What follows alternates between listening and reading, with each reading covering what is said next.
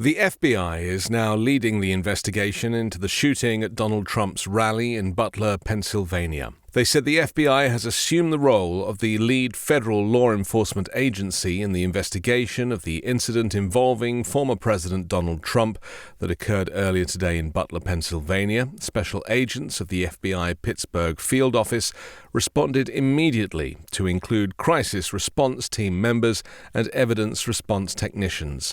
We will continue to support this investigation with the full resources of the FBI alongside our partners at the U.S. Secret Service and state and local law enforcement. Well, the shooter at the Trump rally fired as many as 8 rounds from an AR-15 style rifle while perched on a rooftop adjacent to the venue.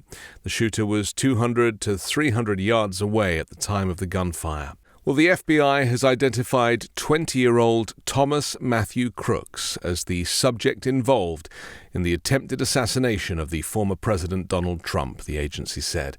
Crooks appears to be a registered Republican.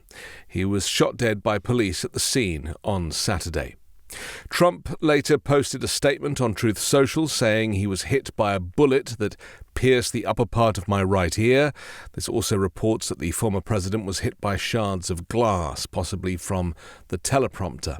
The Butler County District Attorney confirmed that the suspected shooter and one rally attendee were dead. One person at the rally was in a serious condition. The Secret Service later said that 2 people were critically injured.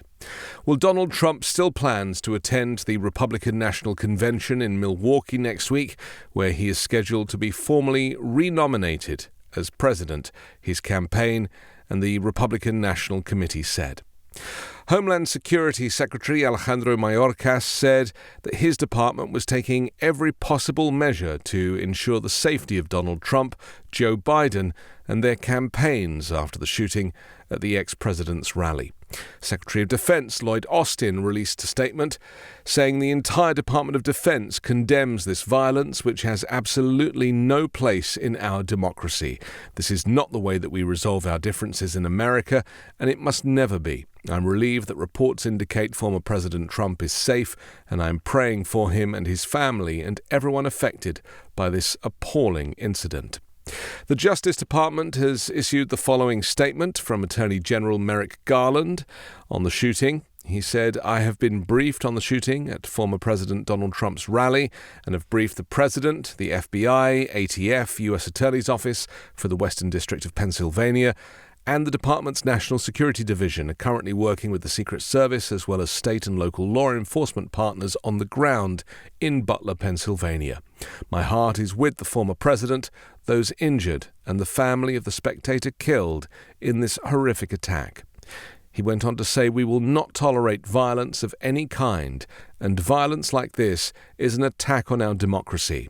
The Justice Department will bring every available resource to bear to this investigation.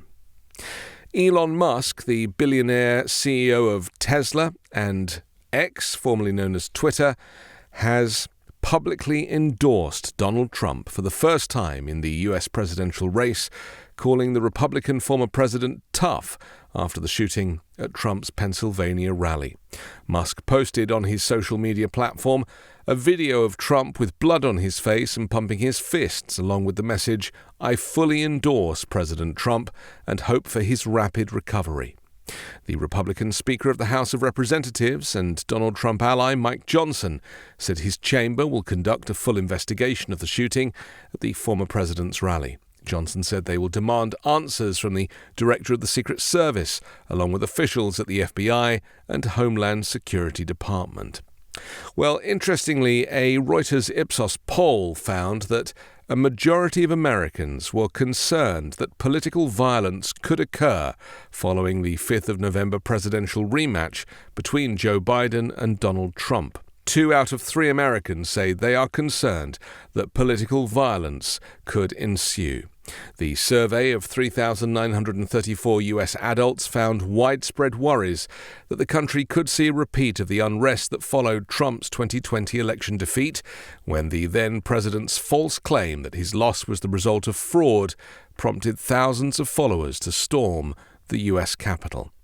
Trump is once again laying the groundwork to contest the results, should he lose to Joe Biden a second time. Well, Democrats have widely condemned the attack. President Joe Biden's re-election campaign paused all outbound communications and worked to pull down his television ads as quickly as possible.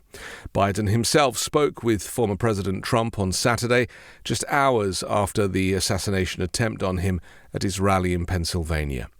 He said, "I've been thoroughly briefed by all the agencies in the federal government as to the situation based on what we know now," Biden told reporters as he left Delaware and headed back to the White House. "There's no place in America for this kind of violence," Biden said. "It's sick. It's one of the reasons why we have to unite this country." I'm Anthony Davis. You can hear me on the 5-Minute News podcast and YouTube channel, on Wednesdays co-hosting Uncovered, and on Sunday on The Weekend Show with MeidasTouch.